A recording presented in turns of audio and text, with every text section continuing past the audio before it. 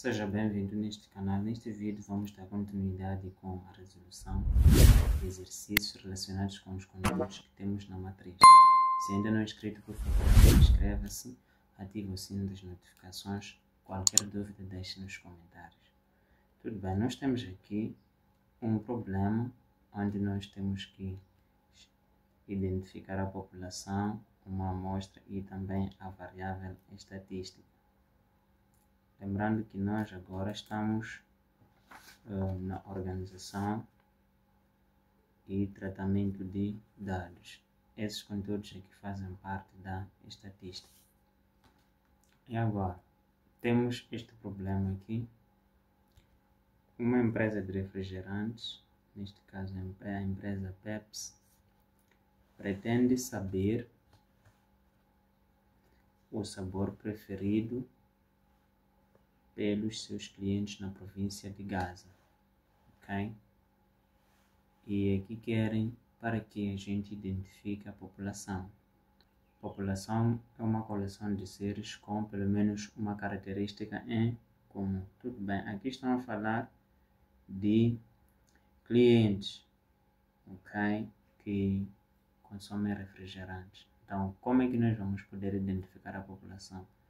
Vamos dizer, todos os consumidores de refrigerantes da província de Gaza. Então, esses todos constituem a população. Não podemos dizer que todos os consumidores de Inhambane, porque nesta pesquisa não pretendem saber o sabor preferido de munícipes de Inhambane ou da cidade de Maputo.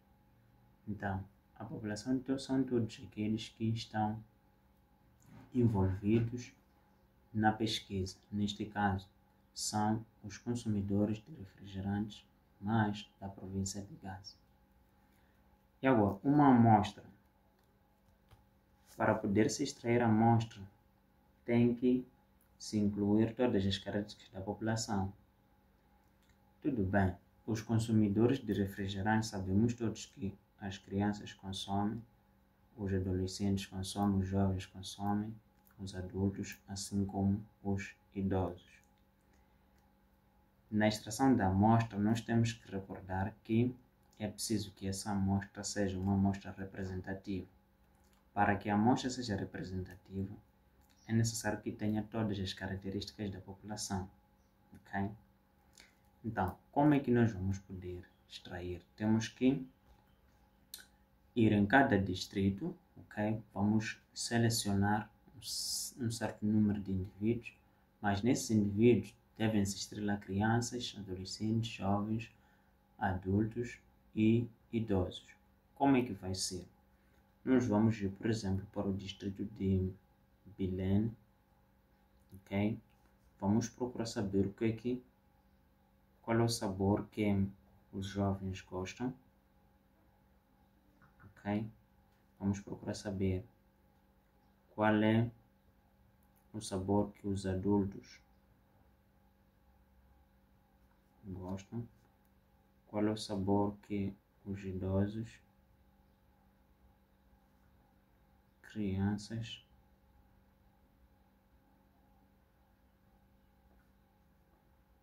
adolescentes,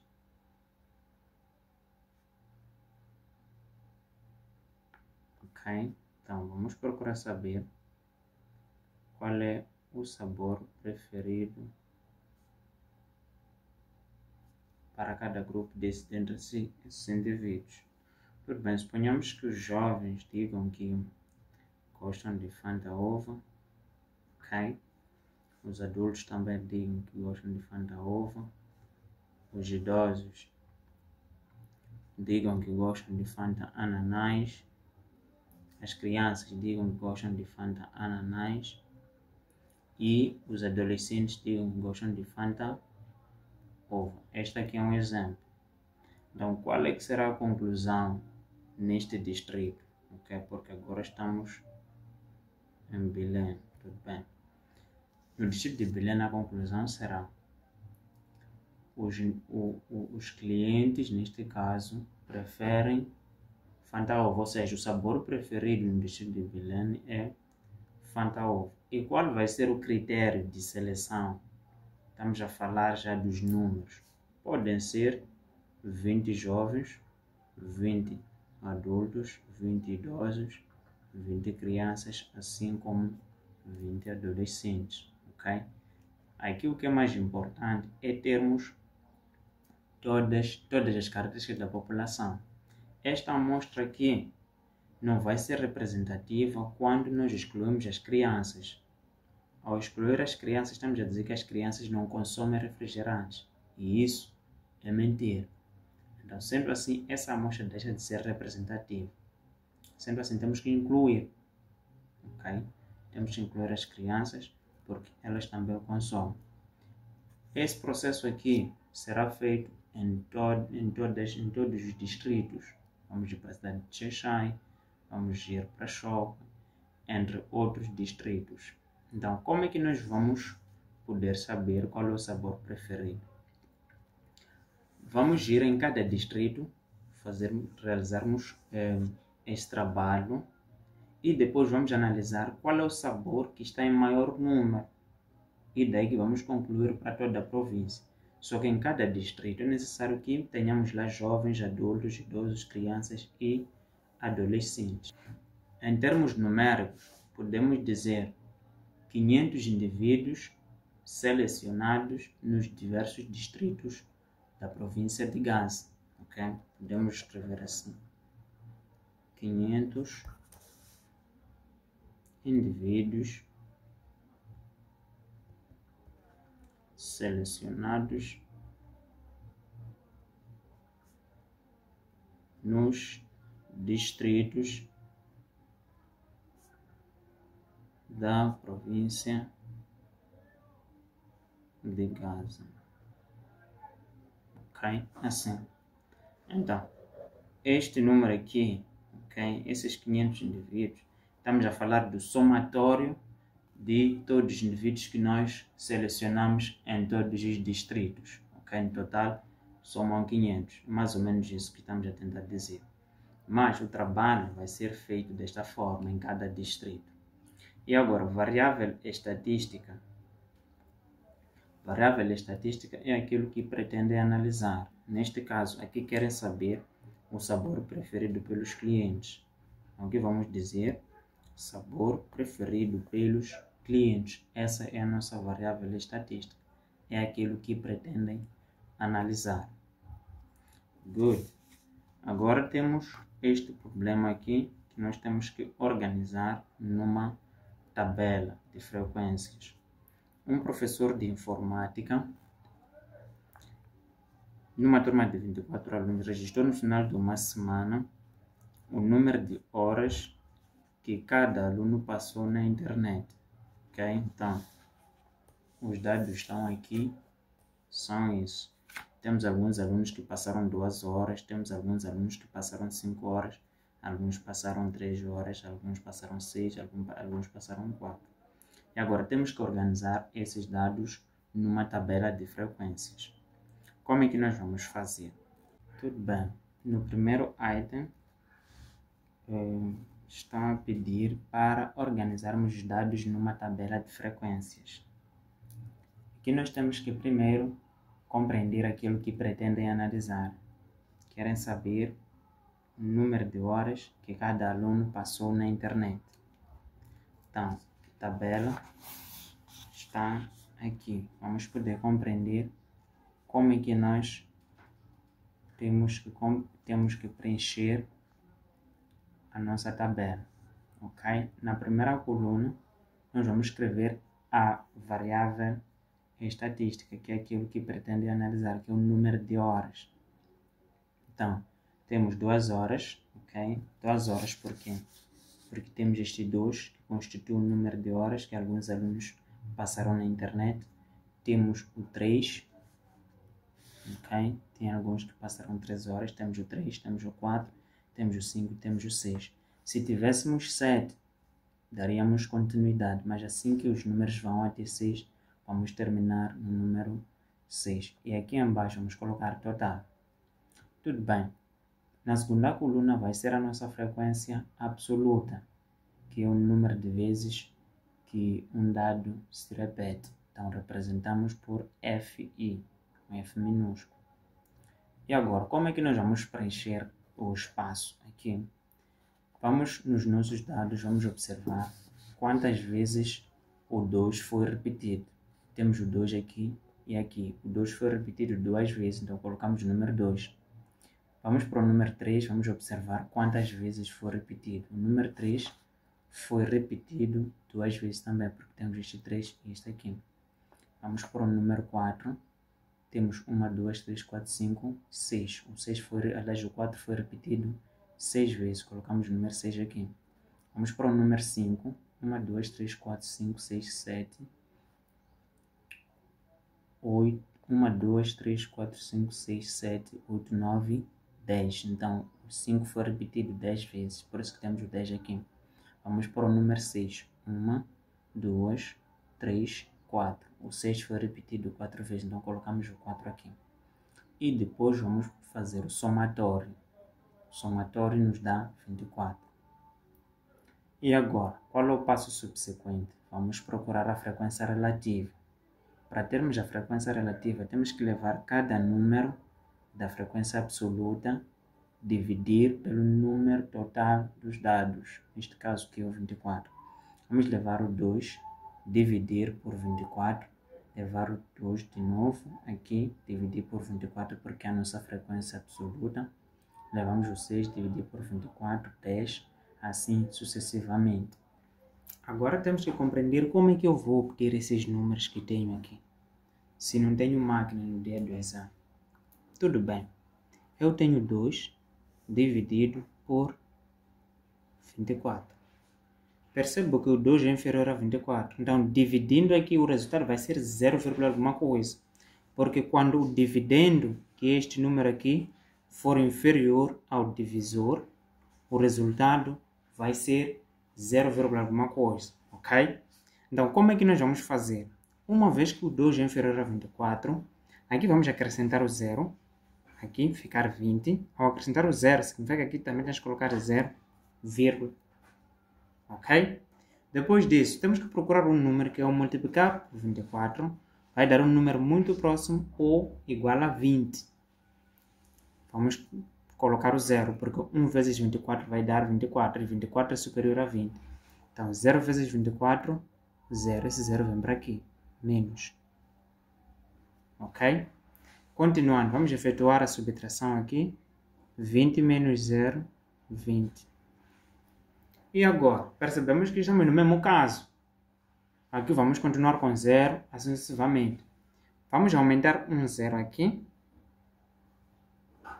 Ficar 200. Para não voltarmos a usar o 0. Porque sendo assim, o resultado não podemos ter. Colocamos 200. Aliás, colocamos mais um 0. Fica 200. Não precisa colocar vírgula de novo cá. E agora, tenho que procurar números que, ao multiplicar por 24, vai dar um número muito próximo ou igual a 200. Vou tentar com 9. Ok? Aqui. 9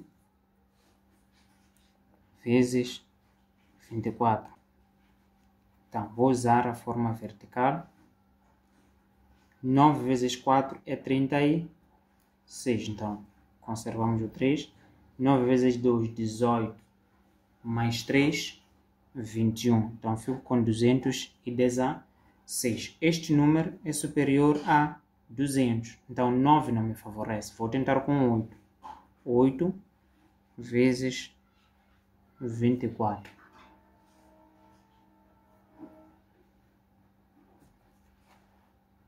Ok? 24 vezes 8. Aqui me dá 32. 2. Guardo 3. E depois 8 vezes 2, 16. Mais 3, 19. Fico com 192 como resultado. Este número aqui, uma vez que é um número muito próximo a 200, 8 me favorece. Então, este 8 aqui é que vai vir para aqui. Ok? Então, 8 vezes 24 é aquele resultado que nós tivemos, que é 192 menos. 200 menos 192 é 8. Vamos continuar. Acrescentamos o 0 aqui, porque 8 é inferior a 24. Ficamos com 80. E agora temos que seguir o mesmo procedimento, que é procurar um número que ao multiplicar por 24 vai dar um número muito próximo a 80 ou igual a 80. Vamos tentar com 2, ok? Vou dizer 24 vezes 2. Aqui 8, 4, 48. Vamos tentar com 3. Vou escrever aqui 24 vezes 3. 3 vezes 4, 12. Guardo 1. 3 vezes 2, 6 mais 1, 7. Good. Este número aqui é muito próximo a 80. Tentando com 5, tentando com 4 já vai passar. Vamos ver. 24 vezes 4. Aqui é 16. 4 vezes 2, 8 mais 1, 9. 96 já é superior a 80. Então, o 4 não me favorece. O número que me favorece é o número 3. Então, este 3 vem para aqui. Coloco o 3 aqui. E o resultado, que é 24 vezes 3, tivemos 72. Então, coloco 72 aqui, menos. Vou efetuar a subtração. 8 menos 72 dá... Aliás, 80 menos 72 dá 8. Ok? Tivemos 8 de novo. Significa que aqui vamos acrescentar 0. Ao acrescentar o 0 aqui, vamos usar o mesmo procedimento. Vamos procurar um número que, ao multiplicar por 24, vai nos dar um número muito próximo a 80 ou igual a 80. É o 3 neste caso. Então, colocamos o 3 aqui de novo. O resultado é 72. 8. Percebemos que este resultado vai se repetindo. Então, sendo assim, vamos parar por aqui. E agora, como é que nós vamos poder arredondar? Não existe nenhum número de dígito definido, ok? Para poder ter depois da vírgula. Nós podemos arredondar a 2 casas decimais, a 3 casas decimais ou mesmo a 4 casas decimais, dependendo de cada um. Para o nosso caso aqui, uma vez que arredondamos a 3 casas decimais, ok? Aqui, o resultado que nós tivemos é este aqui, que é 0,833. Arredondamos aqui a 3 casas decimais, aqui na nossa resolução, aqui. Então, como é que nós vamos arredondar? Há que arredondar por defeito ou por excesso, dependendo da forma como o número se apresenta. Aqui nós temos 0,0833. Arredondando a 3 casas decimais, vamos lá prestar muita atenção aqui. Arredondando a 3 casas decimais, se o número que vem depois do último dígito for um número inferior a 5, significa que vou arredondar por defeito. Ou seja, é de manter este número, não vou aumentar. Mas se o número que vem depois do último dígito refiro ao número de casas decimais, por exemplo, eu quero arredondar aqui a 3 casas decimais. Assim que aqui depois do 3 vem 5, significa que vou arredondar por excesso. E de aumentar aqui, ao invés de ser 3, vai ficar 4. Ok? Vou dar um outro exemplo. Suponhamos que eu tenho 0,965. E aqui tenho 0,964. Assim. Ok? Quero arredondar a 2 casas decimais. Uma vez que o número que vem depois de 6 é um número igual a 5, significa que vou arredondar por excesso, ele fica com 0,97. Mas aqui vou arredondar por defeito, que é 9,6. Aqui é por defeito e aqui é por excesso. Ok? Então, é preciso saber como arredondar. Tudo bem, tem algumas questões que prevejo que podem colocar no exame, que tem a ver com teoria de conjuntos. Vamos tentar resolver esta pergunta, número 1, essas alíneas que temos aqui. Tudo bem. Estão a dizer conjunto A união com conjunto vazio. Sabendo de antemão que o conjunto A é um conjunto que tem elementos. Suponhamos que os elementos é A e B. Okay? É um exemplo. Suponhamos que os elementos são esses. Então, queremos juntar um conjunto que tem elementos e um conjunto que não tem nada. Claramente que o resultado vai ser um conjunto A, que será o conjunto com elementos. E agora, quando, por exemplo, nos colocam esta pergunta que dizem a interseção com conjunto vazio, querem saber o que é que nós temos em comum num conjunto que tem elemento um conjunto que não tem elemento. Claramente que não teremos nenhuma interseção, ou seja, não teremos elementos em comum. Então, como é que nós respondemos? Vai ser um conjunto, sim, mas será um conjunto que não tem nada. Como é que representamos? Representamos por uma bola com uma barra. Depois, temos esta operação aqui, temos a união do conjunto A com a união de B, união com C. Dizem que é igual à união de A com B, unindo com C. Vamos tentar ver se isso aqui é verdade ou não. O conjunto A tem como elementos A, B, ok? O conjunto B,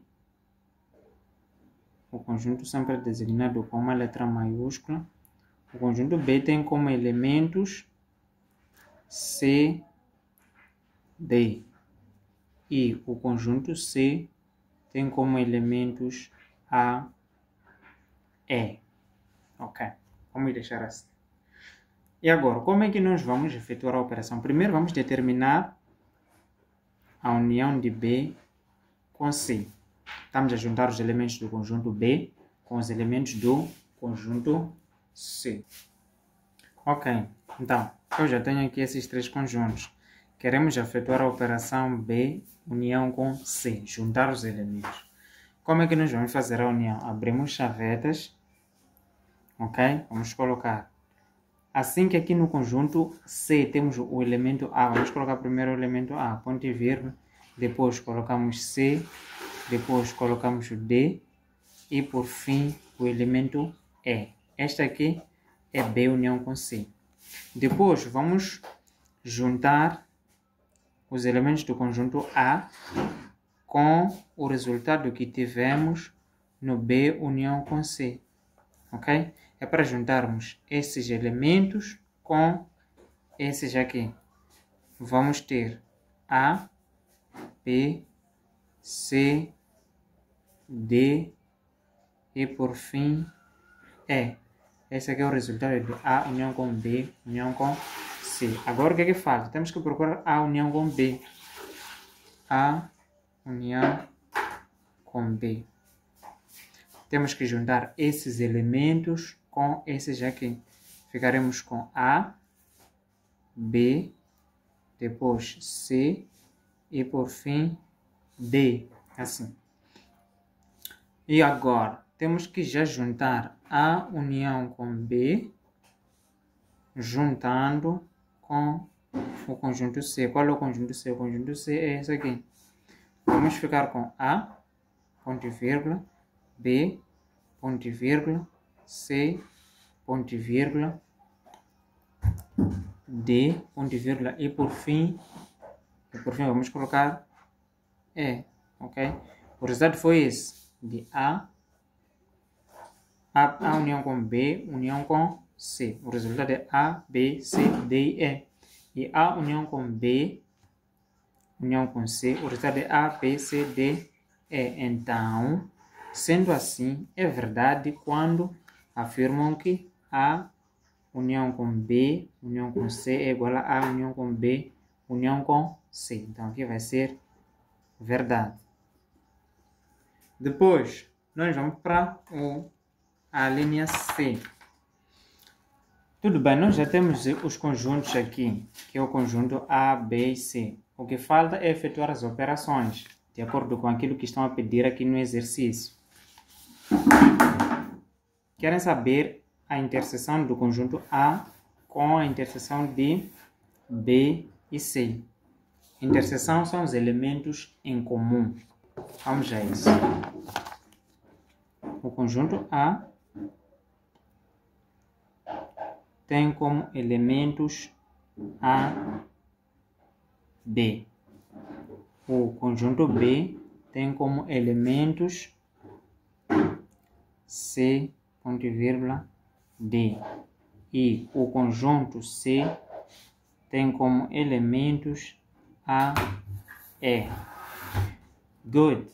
Como é que nós temos que efetuar as operações? Primeiro vamos procurar B interseção com C. O que é interseção? São os elementos em comum. Aquilo que temos no conjunto B e que ao mesmo tempo temos no conjunto C.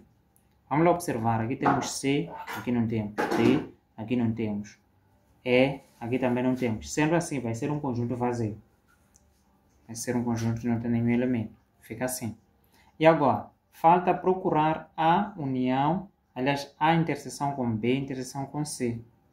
Conjunto A, interseção com o resultado que tivemos no B, interseção com C. Quais são os elementos do conjunto A? Estão aqui. E quais são os elementos do conjunto B, interseção com C? O resultado foi o conjunto vazio. E agora, no conjunto vazio e esses elementos aqui, temos alguma coisa em comum? Não. Uma vez que não existe algo em comum, vamos colocar o conjunto vazio, assim. E agora, vamos efetuar a operação A interseção com B e a operação A interseção com C, para depois compararmos com este resultado aqui. A interseção com B. O que temos em comum no conjunto A e no conjunto B? Não temos algo em comum. Sendo assim, como é que nós representamos? Representamos por duas chavetas que não tem nada, para mostrar que não existem alguns elementos em comum. E agora, vamos procurar a interseção com C. É para procurarmos elementos que temos em comum no conjunto A e no conjunto C. O elemento que temos em comum é o elemento A. Colocamos aqui. Ok? E depois, vamos agora juntar a interseção com B, juntando com a interseção com C. Vamos a isso. A interseção com B, juntamos com a interseção com C. Tudo bem. Estamos a juntar um conjunto sem elemento com um conjunto que tem elemento. Então, significa que o resultado vai ser o conjunto que tem elemento. Não se difere de juntar 0 com 5. O resultado vai ser 5. Então, aqui vai ser este conjunto singular que tem como elemento A. E agora, vamos comparar se o resultado que tivemos anteriormente, este aqui, é igual a este resultado que tivemos aqui. Os resultados são completamente diferentes. Então, sendo assim, vamos dizer que essa afirmação é falsa. Ok? Aqui, a interseção com A está a dizer que é conjunto vazio. Não é verdade. Por quê? Se eu tenho um conjunto A que tem como elementos A, B e C e pedem a interseção com A, aqui claramente que vai ser o próprio conjunto, porque o que temos em comum aqui são os elementos A, B e C. E os elementos A, B e C são os elementos que representam o conjunto A. Então, a interseção com A vai ser o próprio conjunto A, porque o que vamos ter em comum são os mesmos elementos. Aqui vai ser falso. Ao juntar o conjunto A com um conjunto que não tem nada, vai ser o conjunto A, porque o conjunto A tem algum elemento. Não se difere de juntar 5 com 0. O resultado vai ser 5. Então, aqui, juntar um conjunto com elemento e um conjunto que não tem elemento, o resultado vai ser aquele conjunto que tem elemento. Sendo assim, aqui vai ser verdade. Ok? Espero que tenha compreendido. Por favor, subscreva-se, ative o sino das notificações, compartilhe este vídeo com amigos e colegas, para que eles também possam aproveitar este conhecimento que partilhamos através desta plataforma. Até numa próxima oportunidade.